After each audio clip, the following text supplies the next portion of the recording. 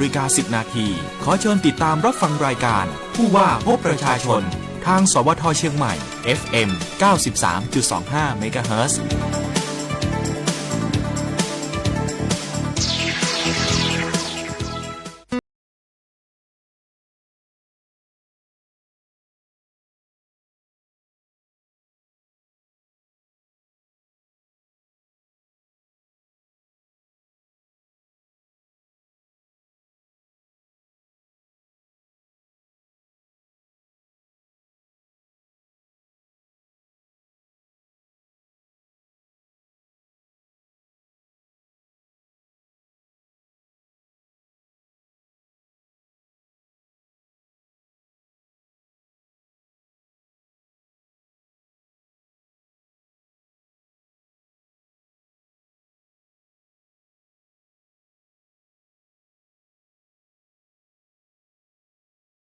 ผู้ว่าราชการจังหวัดเชียงใหม่พบประชาชน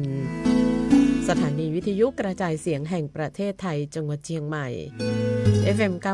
93.25 เมกะเฮิรตซ์และ FM 98 เมกะเฮิรตซ์ค่ะพร้อมด้วย AM 639 กิโลเฮิรตซ์ออกอากาศพร้อมกันวันนี้เรามีเรื่องราวที่น่าสนใจพูดคุยกับคุณผู้ฟังนะคะ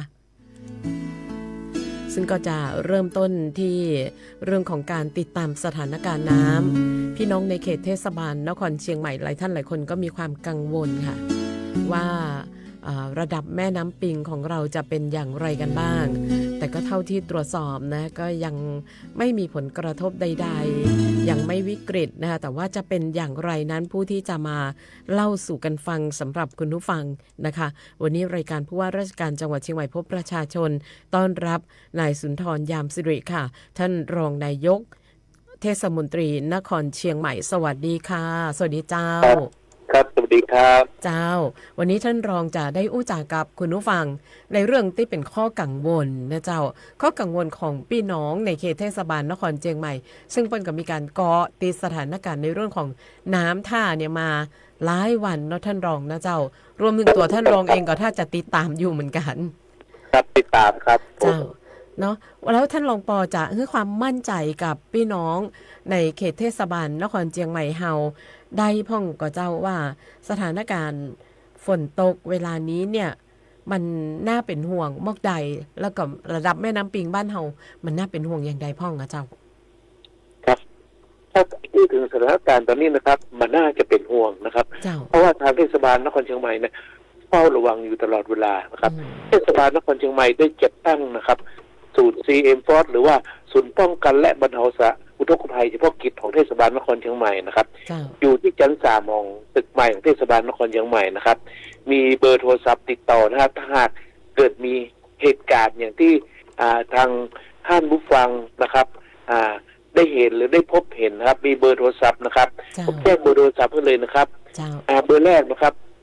083-7043-675นะฮะอีกเบอร์นะครับ083-710-6842อีกเบอร์นะครับเป็นเบอร์ธรรมดาครับเบอร์053-259-116นะครับเขามีเจ้าหน้าที่เขาเตรียมพร้อมอยู่24ชั่วโมงเพราะว่าจะเป็นเจ้าหน้าที่จากกองสำนักช่างนะครับของช่างสุขาภิบาลเตรียมความพร้อมและงานป้องกันและบรรเทาสาธารณภัยเทศบาลนครเตรียมความพร้อมงานเจ้าที่เทศกิจเตรียมความพร้อมถ้าหากมีเหตุการณ์ที่ว่ามีน้ำท่วมขังก็ดีน้ำล้นอะไรอย่างก็ดีแจ้งเข้ามาเขาจะเจ้าที่เขาจะรีบออกปฏิบัติหน้าที่โดยตรงนะครับแต่ดูจากสถานการณ์แล้วนะครับระดับน้ำนะครับซึ่งทางเทศบาลนครเชียงใหม่ได้มีการประชุมกันกับทางชลประทานนะครับก็มันน่าจะเป็นห่วงนะครับซึ่งเช้านี้นะครับระดับน้ำนะครับอยู่ที่นะครับที่1นะครับเมื่อ6 โมงนะครับก็อยู่2 เมตรนะครับ61นะครับซึ่งยังต่ำกว่าจุดวิกฤตเป็นเมตรกว่าอยู่เลยนะครับแล้วก็ที่ P67 นะ P67 นี่ก็อยู่ที่บ้านแม่แต่นะครับอำเภอสันทรายนะครับก็อยู่ที่1 เมตร 88ยังบอกวิกฤตนะครับยังมาถึงขั้นวิกฤตนะครับยังมีสามารถรองรับน้ำได้อีกนักเลยครับซึ่งทางเทศบาลนครเชียงใหม่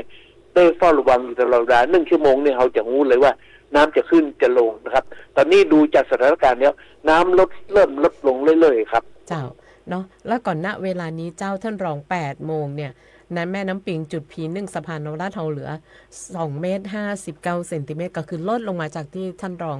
รายงานนะเจ้าก็มันก็สร้างความสบายใจให้ปักพี่น้องกันบ่น้อยเลยนะเจ้าครับตอนนี้ผมดูจากสถานการณ์แล้วนะครับ1 ชั่วโมงจะลดลงประมาณ1 เซน 2 เซน1 เซน 2 เซนลดลงเรื่อยๆครับผมเนาะเป็นสัญญาณที่ดีนะเจ้าท่านรองเนาะเพราะว่าคุณผู้ฟังก็จะได้บ่กังวลนะเจ้าซึ่งสถานการณ์ที่มันเป็นจะยะนะเจ้ามันน่าเป็นห่วงนักน้อยมากใดคือมันอาจจะพลิกพลันหรือมันจะเป็นจะได้พ่องกับเจ้าครับตามการคาดหมายของทางชลประทานนะครับทางชลประทานบอกว่าสามารถรับน้ำได้อยู่และพายุ 2-3 ลูกนี้ยังสามารถรับได้อยู่นะครับเพราะว่าทางชลประทานนี่ก็ติดตามสถานการณ์อยู่ตลอดเวลาครับได้มีการพูดง่ายว่าโคกับทางเทศบาลนครเชียงใหม่อยู่ตลอดเวลาเทศบาลนครเชียงใหม่ก็โคกับทางชลประทานนะครับว่าสถานการณ์ตอนนี้เป็นใดนะครับและทางชลประทานก็มีประตูน้ำระบายน้ำนะครับอยู่ที่ปะแดดนะครับปะแดดคือออกจากรอกเมืองไปนิดหน่อยแถวหน้าสุเหร่าแขกที่ทางไปเทศบาลตำบลปะแดดอยู่ครับมีประตูน้ำนะครับต้นจะคอยบริหารจัดการน้ำอยู่ในจุดนี้ครับเนาะซึ่งก็ถือว่าเป็นจุดที่เทศบาลนครเชียงใหม่นี่พี่น้องประชาชนมั่นใจได้เลยว่าเทศบาลบัลละเลยในเรื่องวันนี้กันเลยนะเจ้าก็ยังมีการติดตามอย่างที่ท่านรองบอกว่ามีการติดตามกันทุกชั่วโมงนะเจ้าเพื่อให้เกิดความปลอดภัยแล้วถ้าว่ามีสถานการณ์ใดๆเกิดขึ้นเนี่ยเราก็ต้องมีการเตือนภัยสำหรับพี่น้องประชาชนนะเจ้าครับการเตือนภัยนะครับบอกเลยว่ายังระดับน้ำถ้าเกิดว่าน้ำจะท่วมในเชียงใหม่นะครับระดับน้ำจะถึงจุดวิกฤตนะครับทางเทศบาลนครจะหูประมาณ 6-7 ชั่วโมงนะครับว่ามวลน้ำจะมาถึงเนิ่นเขาได้มีการประกาศนะครับแต่ณปัจจุบันนี้ยังบ่มีนะครับแต่ความคาดคะเนไว้ว่าถ้าสมมุติมันถึงจุดวิกฤตนะครับมันจะมีสัญญาณบ่งบอกมาจากที่67หรือว่าที่บ้านแม่แต่อำเภอสันทรายนะครับก็จะแจ้งมาเลยครับเขาจะรู้จากจุดนั้นก่อนแล้วมวลน้ำจะไหลมาถึงเทศบาลนครเชียงใหม่นี่ประมาณ 6-7 ชั่วโมงเขาก็จะได้แจ้งประกาศให้ทราบครับแต่ณปัจจุบันนี้ยังไม่มีนะครับยังบ่มีนะเจ้าจุดที่ต้องเฝ้าระวังในเขตเทศบาลนครเชียงใหม่คือจุดที่เฝ้าระวังครับตอนนี้นะครับถ้าพูดถึงในระดับน้ำปิงนะครับมันก็ยังในวันนี้มันก็ลดลงเรื่อยๆนะครับจากการสอบถามทางชลประทานบอกว่าลำน้ำแม่ปิงจะเพิ่มสูงขึ้นมันต้องมาจากลำน้ำแม่แตงนะครับตัวตั้งฝางตั้งเจียงดงเชียงรายพุทธมันจะไหลลงสู่ตั้งแม่น้ำปกว่าไหลลงไปทางเชียงรายมันคนละลำน้ำกันนะครับเนาะซึ่งก็หมดกังวลในพี่น้องในเขตเทศบาลกันไปนะเจ้าความคืบหน้าของการเตรียมความพร้อมในแต่ละจุดเจ้าท่านรองต่างเทศบาลมีนโยบายอย่างที่จะไปกำชับสำหรับเจ้าหน้าที่ในแต่ละจุดที่มีการเฝ้าระวังน้ำกันพ่องเจ้ามีนโยบายอย่างใดพ่องเจ้าครับณปัจจุบันนี้นะครับในเทศบาลนครเชียงใหม่ได้มีการเตรียมความพร้อมบอกว่าทรายบอกว่าจะกระสอบทรายนะครับเขาเตรียมความพร้อมไว้แต่เขายังบาดแจกเพราะว่ามันยังมีถึงขั้นวิกฤตนะครับเขาได้มีการเตรียมพร้อมไว้แล้วริมตลิ่งริมน้ำปิงนะครับทางกองช่างสุขบาลนะครับก็ได้ออกไปดูจุดในเสี่ยงเขาก็ได้เอากระสอบทรายไปวางทับไว้นะครับเขาได้มีการติดตามและเฝ้าระวังอยู่ตลอดเวลานะครับแต่ณปัจจุบันนี้ยังไม่มีนะครับเขายังไม่มีการแจกทรายไม่มีการแจกกระสอบทรายนะครับแต่เขามีการเตรียมไว้เพื่อความไม่ประมาทเจ้าเพราะนั้นพี่น้องที่จะได้รับผลกระทบเนี่ยไม่ต้องเป็นห่วงเลยว่าเมื่อถึงเวลาวิกฤตแล้วกระสอบทรายมีก่อนะเจ้ามันจะต้องมีการดูแลเฝ้าระวังดูแลช่วยเหลือก่ออันนี้ไม่ต้องเป็นห่วงเพราะว่าทางเทศบาลนครเชียงใหม่เนี่ยก็ยืนยันนะเจ้าว่าเฮามีการเตรียมความพร้อมบอกว่าจะเป็นเรื่องของกระสอบทรายถุงทรายทั้งหลายแต่ณเวลาเนี่ยมันยังบ่เกิดเหตุใดๆนะเจ้าก็เก็บไว้ก่อนนะเจ้าแล้วก็เมื่อถึงเวลาหรือช่วงเวลาที่เฮาจะต้องใจเนี่ยพี่น้องประชาชนเนี่ยอุ่นใจได้เลยว่ามีฮือพี่น้องประชาชนได้ใจกันอย่างแน่นอนเนาะเจ้าครับถูกต้องครับผมเจ้าความคืบหน้าในเรื่องการเตรียมความพร้อมใน แต่ละจุดนะเจ้าซึ่งตะกี้ท่านรองได้บอกว่าก็มีการเฮื่อนโยบายในแต่ละจุดที่จะต้องเฝ้าระวังแต่ละจุดที่ต้องเฝ้าระวังเนี่ยมีจุดใดพ้องเจ้าท่านรองครับที่ดูแล้วนะครับก็มีริมฝั่งตลิ่งริมน้ำปิงนะครับเขาได้มีการสำรวจนะครับเขาเรือออกสำรวจนะครับว่ามีจุดไหนที่มีความเสี่ยงนะครับที่พื้นที่ดูและต่ำนะครับเขาได้มีการเสริมกระสอบทรายณปัจจุบันนี้นะดูแล้วนะมันน่าจะมีจุดเสี่ยงครับนะเจ้าโอ้ยรู้สึกอุ่นใจรู้สึกสบายใจในฐานะที่สวท.เชียงใหม่เองก็จะต้องเป็นผู้ที่ได้รับผลกระทบแน่นอนถ้าก็มีน้ำท่วมในพื้นที่นครเชียงใหม่ของเฮานะเจ้าสวท.เชียงใหม่นี่ก็เรือเลยนะเจ้าท่านรองครับผมเนาะเจ้าในเรื่องของแผนการให้การช่วยเหลือนักท่องเที่ยวประชาชนแล้วก็นักท่องเที่ยวเจ้าหากว่าเกิดเหตุเขาจะต้องมีการดูแลช่วยเหลือนักท่องเที่ยวแล้วก็ประชาชนจะได้กันพ้องเจ้าครับถ้าสมมติว่ามันเกิดเหตุนะครับเราก็มีการเตรียมความพร้อมอย่างงานป้องกันและบรรเทาสาธารณภัยนะครับเราก็ได้มีจัดเรือท้องแบนเตรียมความพร้อมไว้เรียบร้อยครับอย่างรถนะครับรถนี่ก็สำนักช่างนะครับแล้วงานป้องกันและบรรเทาสาธารณภัยก็ได้มีการเตรียมความพร้อมรถสูงนะครับที่ว่ารถ6 ล้อต่างๆที่จะออกลุยน้ำอย่างนะครับเขาก็ได้มีการเตรียมความพร้อมนะครับทุกอย่างได้เตรียมความพร้อมเขาจะตั้งศูนย์นะครับ CM Force นะครับมีเจ้าที่เฝ้าตลอด24 ชั่วโมงนะครับเขามีการเตรียมความพร้อมมากครับนายกเทศมนตรีนครเชียงใหม่นะเป็นห่วงเป็นใยในเรื่องนี้ครับท่านได้สั่งการมานะครับแล้วก็เขาก็มีการจัดเตรียมความพร้อมไว้เรียบร้อยครับเจ้าท่านรองเจ้ามีข้อความมาจากคุณผู้ฟังเจ้าเปิ้ลบอกว่าตอนเนี้ยแม่น้ำปิงเนี่ยบ่ค่อยกังวลละนะเจ้าแต่กังวลเรื่องของท่ออุดตันรางระบายน้ำในถนนหลายเส้นทางนักกว่านะเจ้าซึ่งก็จะย่าฮือน้ำท่วมน้ำรอการระบายนะเจ้าแล้วก็บ่เคยได้รับการแก้ไขปัญหาเลยนะเจ้าน้ำท่วมซ้ำซากก็ท่วมเกือบทุกปีนะเจ้าในส่วนของการรอกท่อเจ้าในส่วนของการแก้ไขปัญหาท่ออุดตันต่างเทศบาลนครเชียงใหม่ได้ดำเนินการจะได้พ้องเจ้าครับทางนายกเทศมนตรีได้สั่งการให้ทุกหน่วยงานทุกแขวงนะครับซึ่งรับผิดชอบในเรื่องระบบระบายน้ำนะครับได้ไปง่ายไปปะทะลวงท่อนะครับไปดูดท่อนะครับดูดโคลนจากท่อระบายน้ำนะครับแล้วก็ตะแกรงเหล็กที่บริเวณผิวถนนนะครับให้ไปทะลวงให้น้ำไหลสะดวกนะครับทั้งนี้ทั้งนั้นนะครับทุกสิ่งทุกอย่างต้องมีความร่วมมือด้วยกันนะครับเพราะว่าเป็นเจ้าบ้านเจ้าช่องบางครั้งทำสิ่งก่อสร้างต่างๆโคลนดินเอาลงท่อระบายน้ำนะครับอันนี้คือปัญหาสำคัญนะครับแล้วเราได้มีการช่วยกันนะครับในการไปดูดโคลนนะครับเขามีรถดูดโคลนเขาไปดูดโคลนนะครับที่ไหนอุดตันเขารีบไปดูดนะครับแล้วก็ทางตะแกรงระบายน้ำเขางานสะอาดของแขวงแต่ละแขวงไปทะลวงท่อนะครับคือระบบระบายน้ำได้ระบายได้ทันท่วงทีครับเจ้านะเจ้าให้นั้นพี่น้องประชาชนก็สบายใจได้ในระดับหนึ่งนะเจ้าว่าจากปัญหาน้ำท่วมซ้ำซากน้ำขังรอการระบายเนี่ยอาจจะน้อยลงละนะเจ้าซึ่งทางเทศบาลหันปัญหาเหล่านี้แล้วก็ได้ออกไปแก้ไขปัญหาเหล่านี้โดยตรงแล้วนะเจ้าโดยการมีอุปกรณ์ที่ทันสมัยนะเจ้าที่จะไปดูดขี้โคลนนะเจ้าเศษขยะทั้งหลายที่มันอุดตันอยู่ในท่อระบายน้ำต่างๆนะเจ้าให้เกิดความมั่นใจยิ่งขึ้นสำหรับพี่น้องประชาชนนะเจ้าท่านรองเจ้าในเชียงใหม่เฮาเนี่ยในเขตเทศบาลนครเชียงใหม่เฮาขออนุญาตนอกเรื่องหน่อยว่าในเขตเทศบาลนครเชียงใหม่เฮาเนี่ยเป็นเขตเศรษฐกิจนะเจ้าเป็นเขตเศรษฐกิจแต่ละปีก็จะสร้างเงินสะพัดในจังหวัดเฮานะเจ้าถ้าลองปอจัดประมาณการได้ก็เจ้าว่าในเขตเศรษฐกิจของเฮาเนี่ยมีเงินรายได้ที่สะพัดเข้ามาในพื้นที่เฮาประมาณเท่าใดอ่ะเจ้าครับถ้าดูจากนี้ครับเรื่องสถิตินี่ต้องเป็นข้อมูลที่อยู่ที่จังหวัดนะครับจากการที่เรา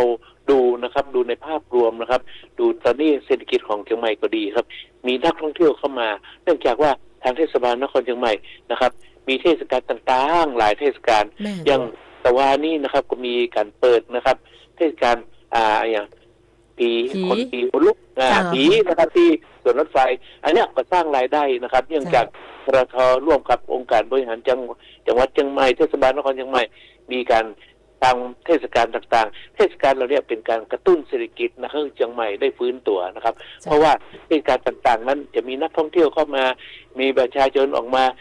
ใช้สอยนะครับทำให้เม็ดเงินเนี่ยสะพัดและทำให้เศรษฐกิจ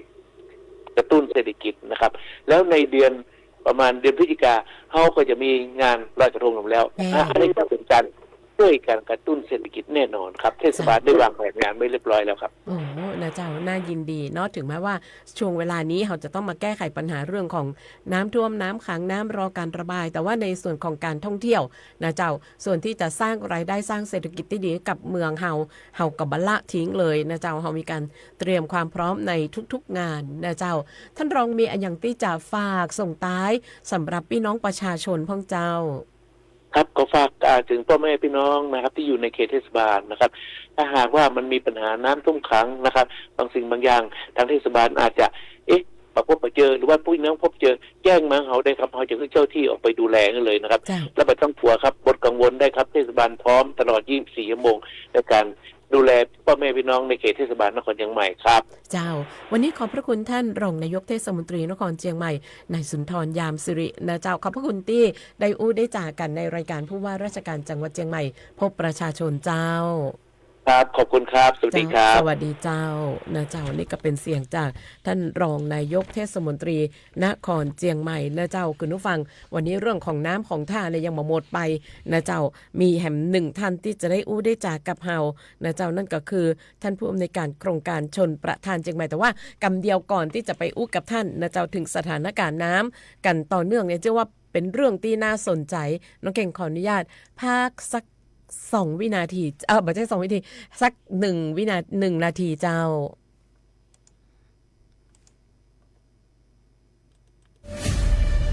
นี่คุณลูกสาวฉันเพิ่งเรียนจบอยากทำงานที่นี่คุณช่วยหน่อยสิต้องมาสอบตามระเบียบก่อนนะครับหากลูกสาวคุณสอบผ่านได้งานแน่ๆเลยอย่าว่างั้นงี้เลยนะฉันมีสินน้ำใจมาให้ด้วยคุณรับไว้สิหยุดพฤติกรรมทุจริตส่งผลเสียต่อตนเองสังคมและประเทศชาติคนไทยไม่ทนต่อการทุจริตด้วยความปรารถนาดีจากสำนักประชาสัมพันธ์เขต 3 กรมประชาสัมพันธ์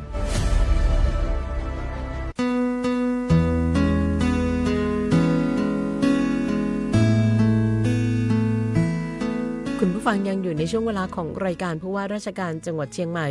พบประชาชนนะคะซึ่งในวันนี้เราก็มีแต่เรื่องที่เกี่ยวกับน้ำสถานการณ์น้ำจากหน่วยฝ่ายที่เกี่ยวข้องนะคะมาพูดคุยมาสร้างความเข้าใจให้กับคุณผู้ฟังนะคะแต่ว่าตอนนี้เนี่ยคุณผู้ฟังใครที่อยู่ในระแวกของสวท.เชียงใหม่สามารถที่จะเดินทางมารับนะคะมารับผักนะคะพืชผักจากท่านพระครูออสซึ่งท่านเอามาแจกบริเวณด้านหน้าสถานีหน้าอาคารสำนักประชาสัมพันธ์เขต 3ของเรานะคะคุณผู้ฟังสามารถที่จะมารับได้นะคะ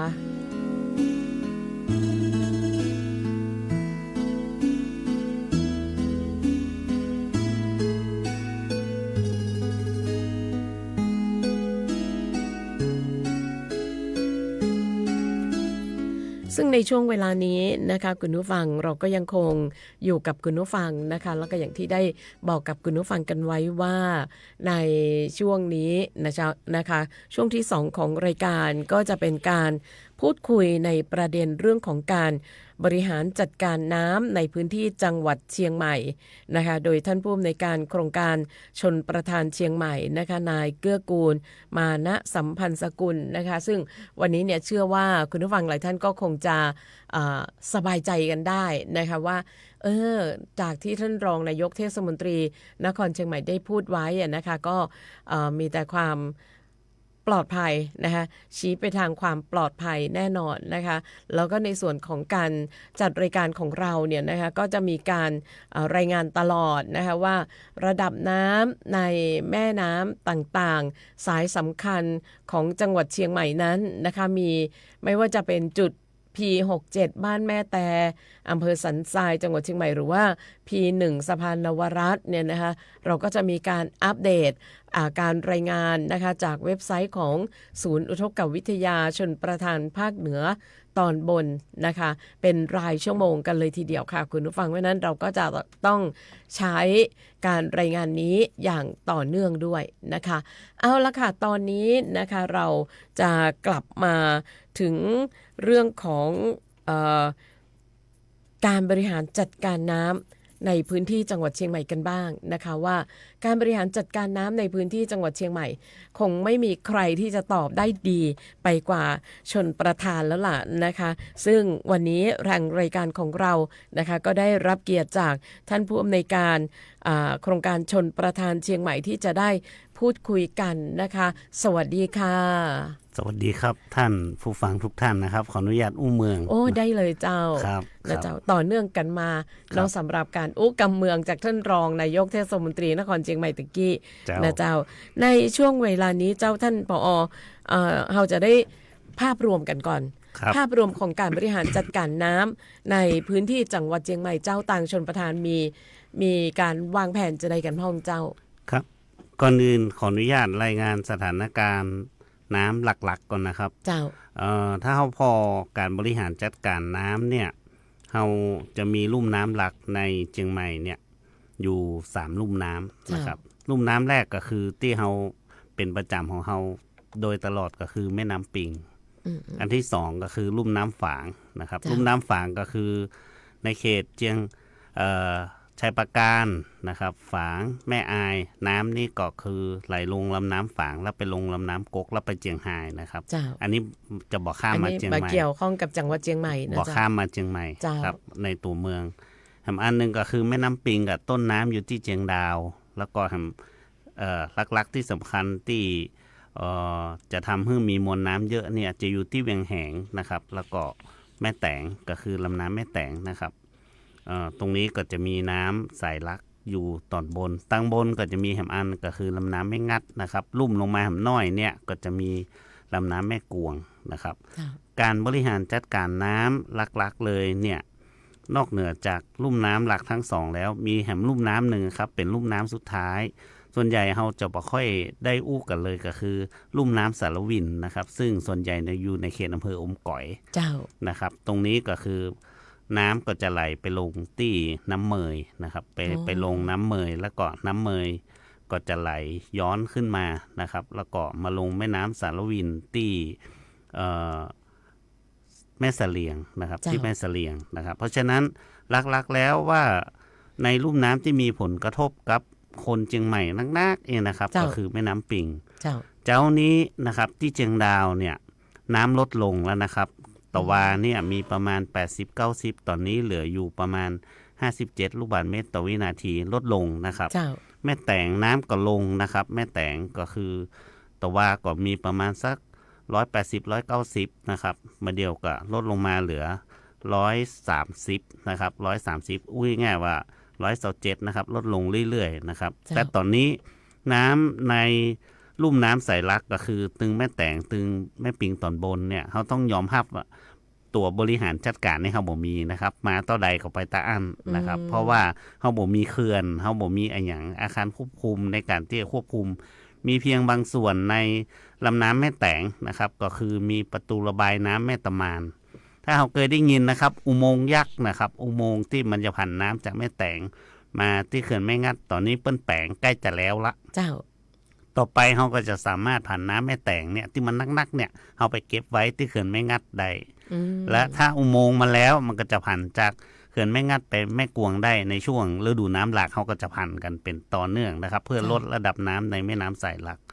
สำหรับในเขื่อนแม่งัดสมบูรณ์ชนเขามีเครื่องมือก็คือตัวเขื่อนแม่งัดเลยในลำน้ำแม่งัดเขามีเครื่องมือในการดูแลบริหารจัดการก็คือตัวเขื่อนเลยนะครับ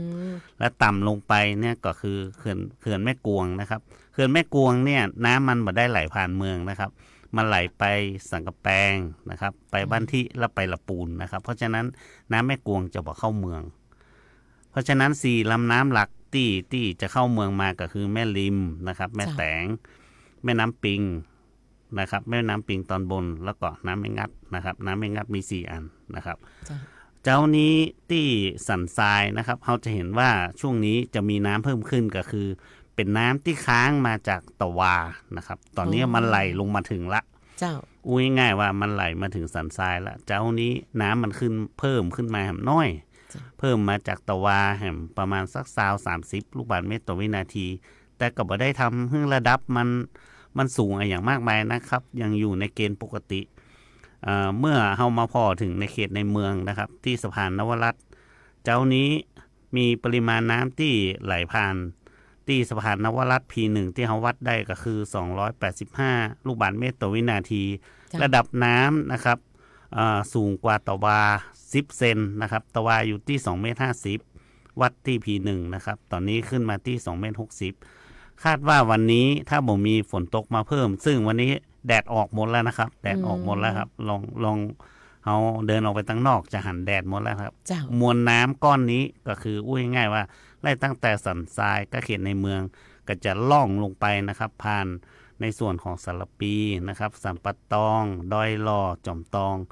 แล้วก็ลงไปยังฮอดแล้วก็ลงทะเลสาบดอยเต่าที่เขื่อนภูมิพลนะครับตอนนี้บริเวณด้านท้ายนะครับด้านท้ายน้ำเฮาก็ที่จอมตองนะครับก่อนที่จะถึงฮอดเฮามีเครื่องมือก็คือมีประตูระบายน้ำในแม่น้ำปิงตอนนี้เจ้านี้ก็ระบายน้ำเร่งระบายน้ำอย่างเต็มที่นะครับเพื่อเอามวลน้ำของแม่น้ำปิงเนี่ยไปเติมขึ้นกระเขื่อนภูมิพลอุ้ยง่ายว่าตอนนี้ทะเลสาบดอยเต่าเป็นยังแห้งอยู่นะครับเก้าไม้ก็ขึ้นนะครับพักมายาลาบอย่างนี้ขึ้นอยู่มันต้องการน้ำที่เข้าไปเจ้านี้ก็ระบายลงไปก็ประมาณสัก315 ลูกบาศก์เมตรต่อวินาทีนะครับก็คือระบายไปอย่างเต็มที่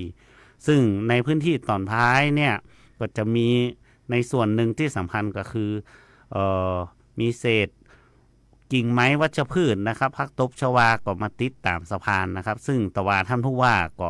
ได้ไปอำนวยการสั่งการนะครับให้ส่วนราชการต่างๆในการที่แก้ไขปัญหาในเรื่องยะหึ่งลำน้ำโล่งนะครับแล้วก็บ่มีสิ่งกีดขวางทางน้ำนะครับสำหรับแม่น้ำสายรองต่างๆแม่น้ำแต่งก็ลดลงนะครับน้ำแม่ริมเกาะตะวาที่มีเยอะๆนะครับตอนนี้ลงแม่น้ำปิงไปหมดละนะครับน้ำแม่ขานก็บ่มีนะครับน้ำวางเกาะน้อยเดียวนะครับน้ำแม่กลางฝนตกตะวาเกาะไหลลงแม่น้ำปิงไปจะหมดแล้วครับตอนนี้ก็เหลืออยู่ประมาณ81 ลูกบาศก์เมตรต่อวินาทีแต่ที่น่าสนใจอันนึงก็คือที่เรายังต้องเฝ้าระวังแหมน้อยนึงก็คือน้ำแม่แจ่มนะครับก็ยังมีสูงอยู่แต่ตอนนี้ก็คือระบายลงแม่น้ำปิงที่อำเภอบอกว่าที่เปลี่ยนผ่านอำเภอแม่แจ่มและอำเภอฮอดนะครับอันนี้ก็เป็นสถานการณ์โดยภาพรวมของลำน้ำสายลักและสายรองซึ่งในเขื่อนขนาดใหญ่ณวันนี้นะครับเขื่อนแม่งัดสมบูรณ์ชนตอนนี้เราเก็บน้ำไปได้ถึง 80% นะครับ80 กว่า%แล้วนะครับเขื่อนแม่กวงอุดมธาราตอนนี้ก็เก็บน้ำได้330 ล้านแล้วครับถึงเกิงแล้วครับอุ้ยง่ายว่าแม่กวงเนี่ยตอนนี้เดินทางมาถึงเกิงตางเจ้านี้ที่แม่กวงก็มีน้ำไหลเข้าประมาณ2.3 ล้านนะครับสำหรับอ่างเก็บน้ำขนาดกลางนะครับพ่อแม่พี่น้องท่านผู้ฟังนะครับตามอำเภอต่างๆก็จะมีอ่างเก็บน้ำขนาดกลาง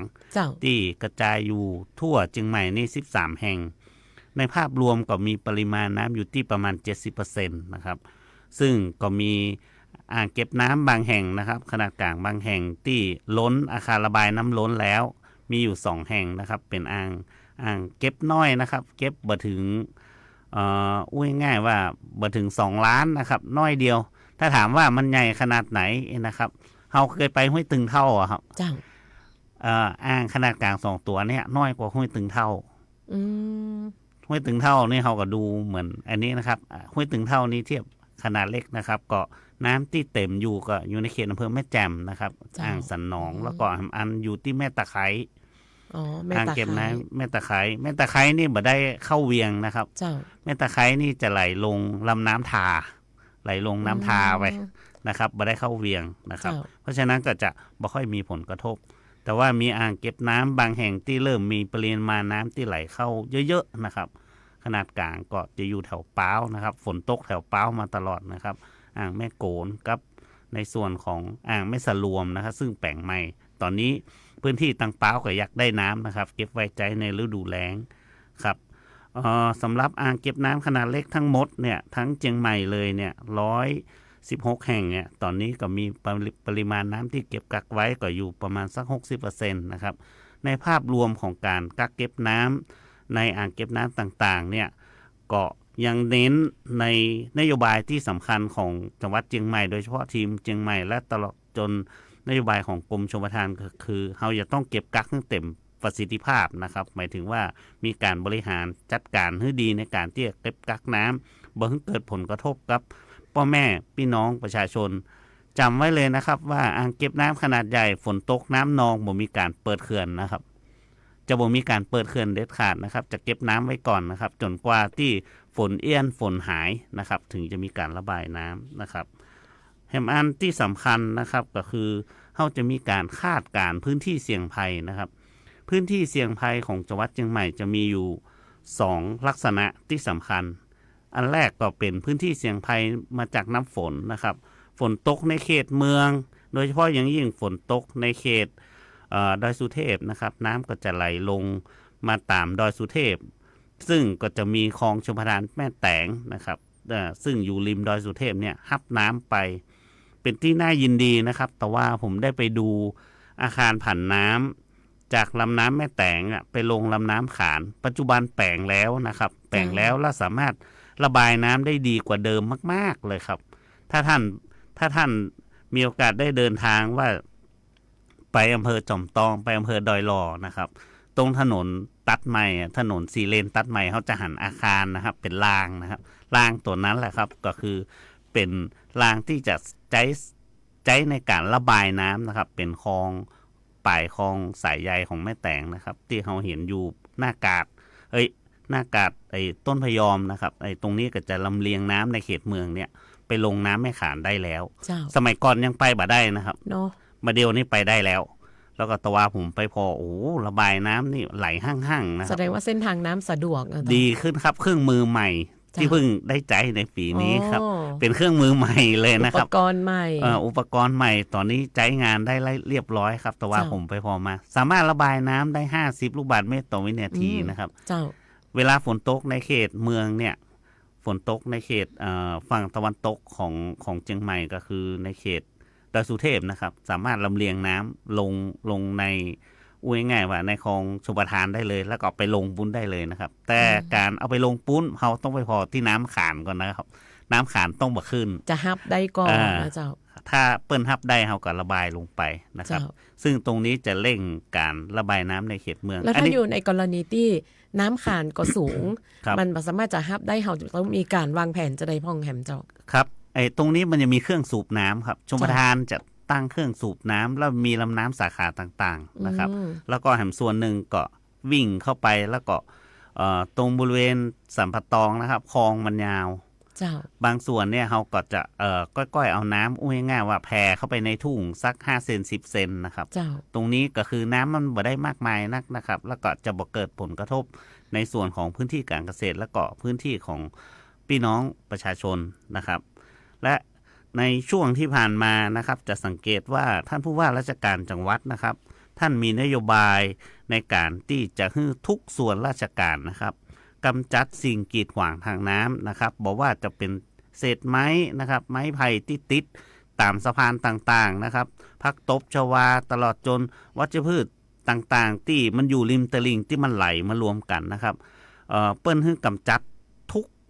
พื้นที่เลยนะครับทุกพื้นที่ไล่ตั้งแต่อำเภอตอนบนจนถึงตอนลุ่มเลยนะครับตอนนี้ก็คือเราจะสังเกตว่าในปี2565-66เนี่ยปัญหาน้ำล้นตลิ่งที่เกิดขึ้นเนี่ยมาจากเรื่องนี้เจ้าเป็นหลักก็คือบ่มีไข่เก็บออกนะครับปล่อยหน้าน้ำนองกับบ่มีไข่เก็บออกตอนนี้นโยบายท่านผู้ว่าราชการจังหวัดเนี่ยเปิ้นให้ทุกส่วนราชการนะครับแต่ว่าเปิ้นก็ไปตรวจที่แม่สอยนะครับตอนนี้ก็คือง่ายๆวัชพืชทั้งหมดนะครับตึงลุ่มน้ำปิงนะครับตั้งแต่เจียงดาวนะครับลงมาจนถึงอำเภอจอมตองรวมถึงในเขตละปูนด้วยนะครับเพราะมันก็ไหลลงลำน้ำปิงมาตอนนี้ก็คือไปเก็บกันที่ หน้าประตูระบายน้ำในแม่น้ำปิงที่จอมตองนะครับก็มีเครื่องจักรเครื่องมือเข้าไปช่วยกันนะครับบอกว่าจะเป็นในส่วนของชลประทานนะครับวันนี้ก็จะมีเครื่องจักรในส่วนของอบจนะครับของทหารนะครับที่เปิ้นจะเข้ามาช่วยกันรวมถึงท้องที่ต่างๆเปิ้นก็จะเข้ามาช่วยกันในการที่กำจัดสิ่งกีดขวางทางน้ำนะครับแต่ว่าก็ทำกันไปได้ประมาณพื้นที่ทั้งหมดที่มันมาติดตอนนี้ก็ประมาณ12ไร่ป่าย12ไร่ป่ายปริมาณไอ้วัชพืชที่มาติดก็ประมาณอยู่ประมาณ 1,000 ตันแต่ว่าก็ไปได้แล้วนะครับเอาออกไปได้แล้วประมาณ200ตันนะครับยังมีการดำเนินการอย่างต่อเนื่องนะครับยังมีการดำเนินการต่อเนื่องทุกๆวันนะครับเพื่อให้ลำน้ำโล่งนะครับแล้วก็สามารถระบายน้ำไปยังเขื่อนทะเลสาบเขื่อนดอยเต่าได้ดีขึ้นนะครับครับแห่งส่วนหนึ่งก็ที่เป็นนโยบายของท่านผู้ว่าได้มีข้อสั่งการต่อว่านะครับก็คือเปิ้นให้บูรณาการในการบริหารจัดการน้ำอย่างเป็นระบบนะครับบอกว่าจะเป็นในเรื่องข้อมูลนะครับก็มีศูนย์บัญชาการเหตุการณ์นะครับศูนย์บัญชาการเหตุการณ์เนี่ยก็มีปภ.อยู่นะครับปภ.แล้วก็ตัวท่านผู้ว่าเองก็จะเป็นเหมือนเฮดนะครับเป็นเฮดในการที่จะคอยดูแลในเรื่องของการบริหารจัดการนะครับก็คือเป็นตัดสินใจนะครับในข้อมูลต่างๆที่ได้รับมาซึ่งก็มีทีมงานในการบูรณาการทั้งลำน้ำสายหลักสายรองง่ายๆว่าทีมเชียงใหม่เนี่ยเปิ้นพร้อมดูแลประชาชนนะครับแล้วก็ข้อสั่งการอันหนึ่งที่สำคัญเลยที่มีที่ท่านผู้ว่าได้สั่งการก็คือทุกหน่วยนะครับระดมสนับสนุนเครื่องจักรในการปฏิบัติงานในการให้ความช่วยเหลือประชาชนบอกว่าจะเป็นเครื่องจักรรถขุดนะครับเครื่องสูบน้ำตลอดจนรถบรรทุกต่างๆนะครับหรือแม้กระทั่งนะครับอาจจะต้องใช้ถึงโดรนนะครับที่ใช้ในการบินสำรวจว่าเกิดปัญหาที่ใดที่หนึ่งนะครับเพื่อให้การรายงานเนี่ยมันออกมาเป็นข้อมูลข่าวสารที่ชัดเจนนะครับแล้วก็ให้ทุกหน่วยเนี่ยปฏิบัติงานอย่างเต็มกำลังในการที่จะดูแลพี่น้องประชาชนโดยเฉพาะการเร่งระบายน้ำนะครับในแม่น้ำสายหลักนะครับแล้วก็แห่งข้อหนึ่งเนี่ยที่ท่านมีข้อสั่งการนะครับแต่ว่าก็คือเปิ้นให้เฝ้าระวังนะครับเฝ้าระวังท่านมีข้อสั่งการให้เฝ้าระวังพื้นที่ที่เสี่ยงต่อการเกิดอุทกภัยบอกว่าจะในเขตเมืองที่มาจากน้ำฝนที่ตกมา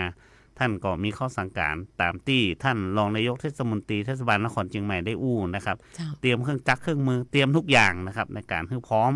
ออกปฏิบัติงานทันทีเมื่อสั่งนะครับเมื่อมีสั่ง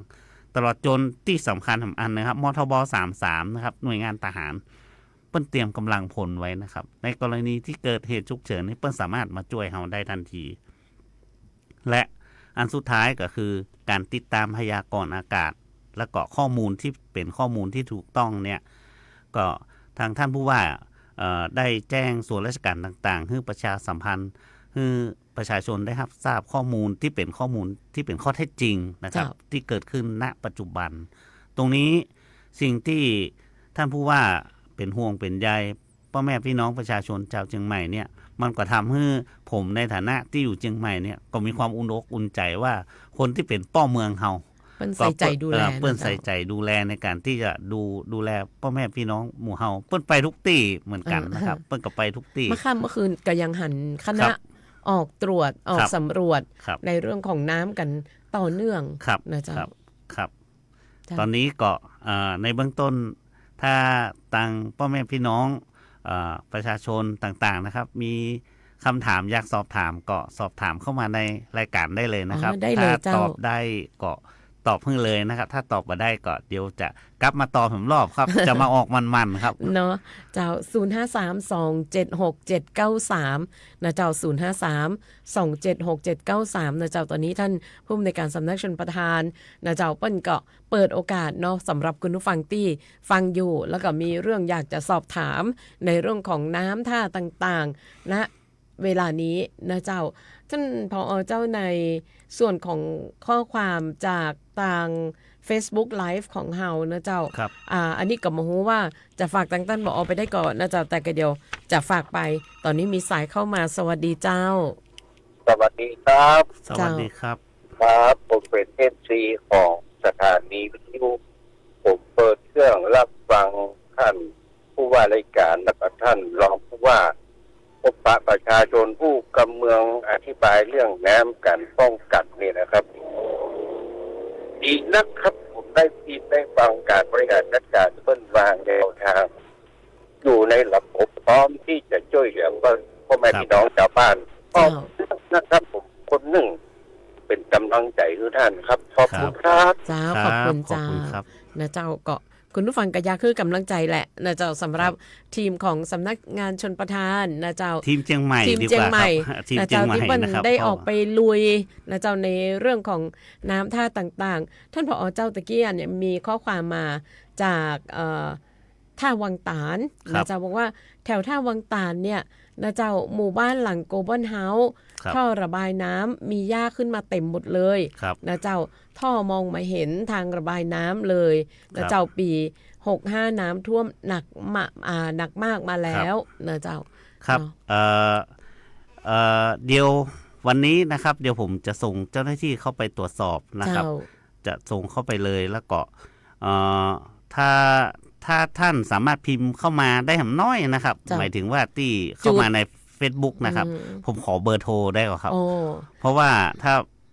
ผู้ประสานงานเนี่ยเป็นไผเขาจะได้ไปตรงคนว่าอันนี้เขาจะไปถึงจุดเขาจะไปเคว้งอยู่เลยเว้ยเป็นไผแน่นะครับถ้าอย่างใดขอท่านถ้าท่านยังดูอยู่นะครับของท่านพิมพ์เบอร์โทรมากั้มนะครับคุณจงใจนะเจ้าคุณจงใจลิขิตการนะเจ้าจงใจนะครับมีถ้ามีเบอร์โทรก็บอกมากั้มนะครับเจ้าเนาะก็จะได้เกิดประโยชน์นะวันนี้จะเข้าไปให้เลยครับไปตรวจให้เลยครับแล้วก็จะดำเนินการแก้ไขให้ครับเจ้าเนาะก็ถือว่าเป็นสิ่งที่ดีเจ้าเพราะว่าปกติเนี่ยพี่น้องชาวบ้านที่อาจจะเคยเจอปัญหาน้ำท่วมซ้ำซากมีสาเหตุที่ตัวเก่าหูแต่ก็บ่ฮู้ว่าจะไปบอกไผ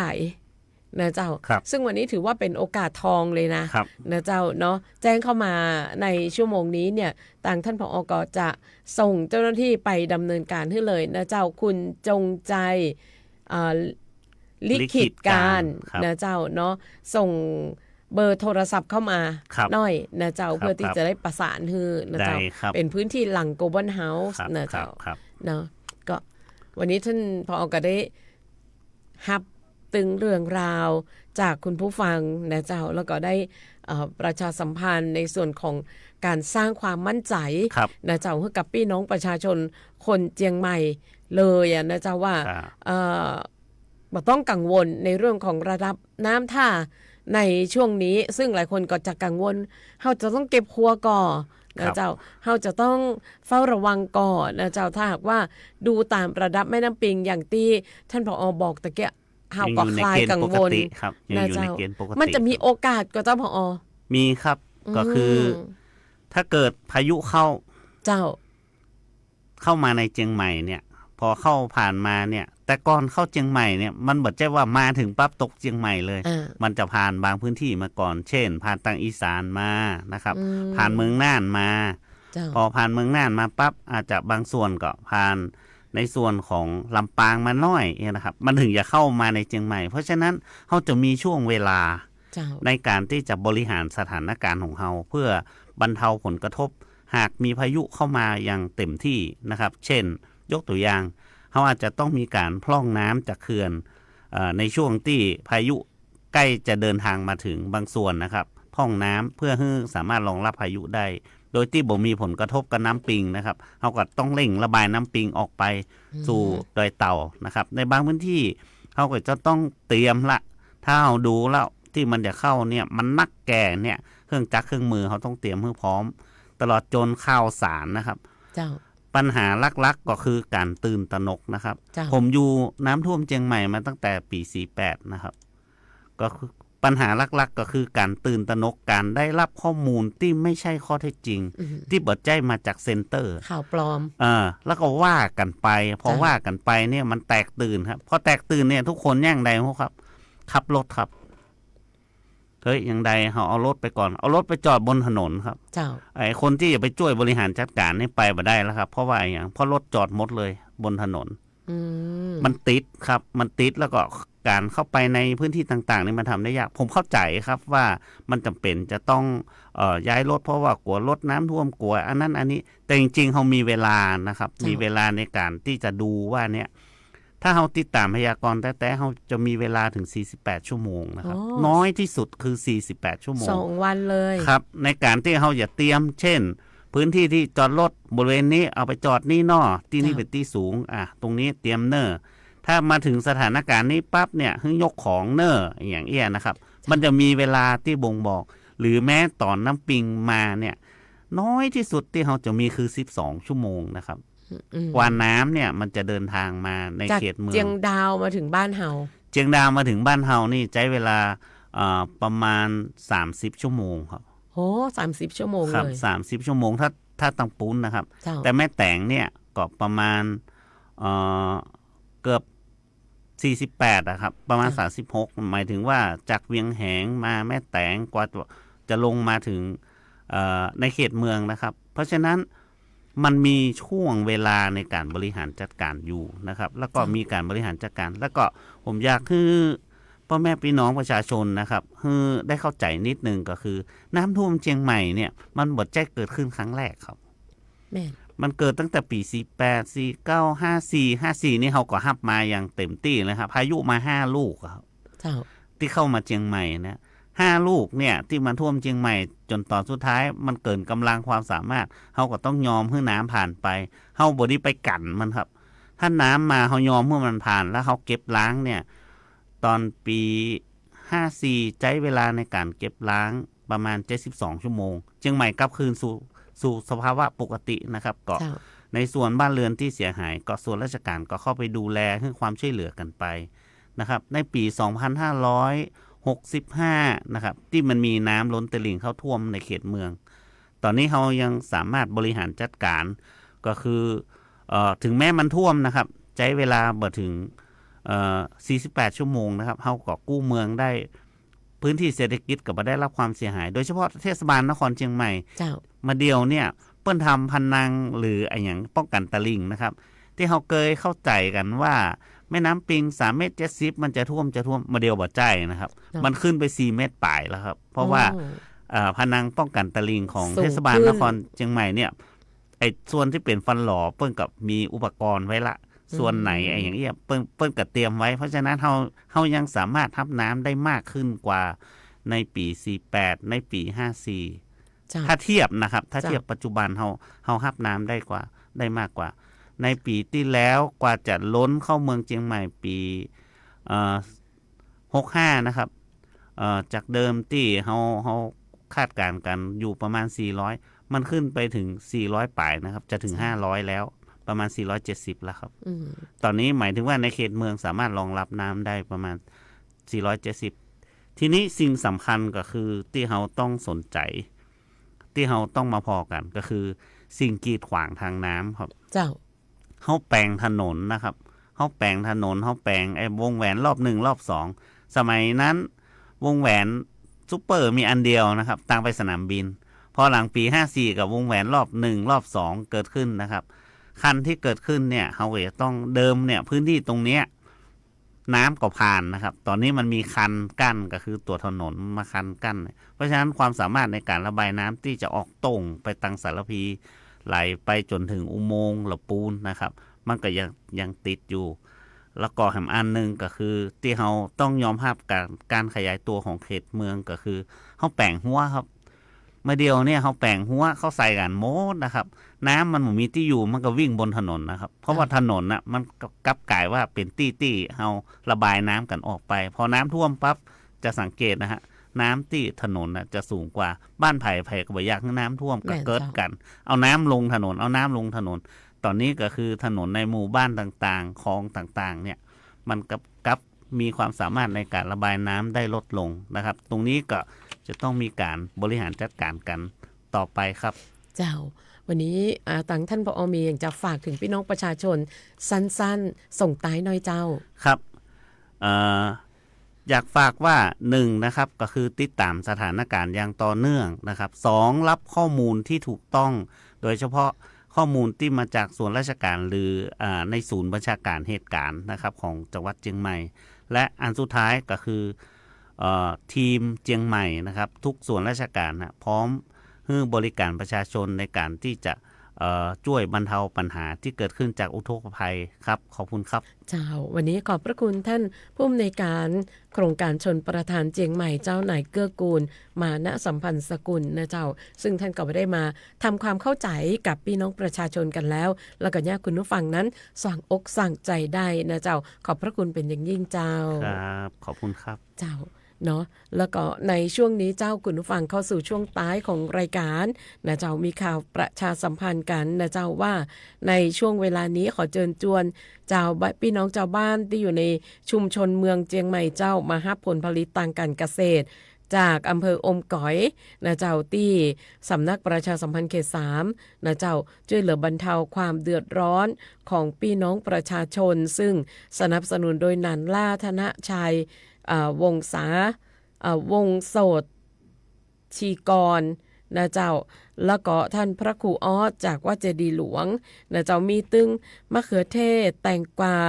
ฟักทองแล้วก็ฟักหอมนะเจ้า15 ตันสำหรับพี่น้องประชาชนนะเจ้าวันนั้นคุณฟังที่อยู่ในเขตเมืองก็สามารถที่จะมาฮับได้นะเจ้าเนาะออกมาได้เลยมารับได้เลยตอนนี้เอาละเจ้าวันนี้หมดเวลาสำหรับรายการผู้ว่าราชการจังหวัดเชียงใหม่พบประชาชนน้องเก่งวีระอนงดวงทิพย์ทำหน้าที่ดำเนินรายการลาคุณผู้ฟังไปก่อนแล้วปากันใหม่สวัสดีเจ้า